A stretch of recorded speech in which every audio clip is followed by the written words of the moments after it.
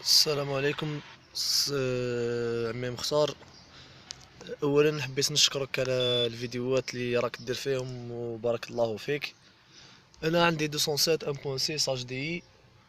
دير واحد الصوت، اسمع كي نوضها شوف كيف دير.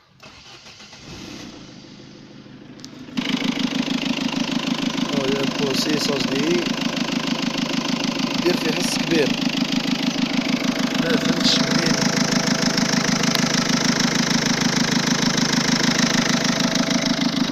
قول لي يا عمي مختار، وشي هو السبب، واعطيني موعد ان شاء الله نجيبها لك لتونس بعد العيد. وبارك الله فيك وربي يحفظك ان شاء الله.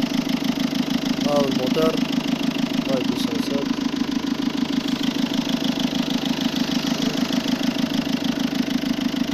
بارك الله فيك.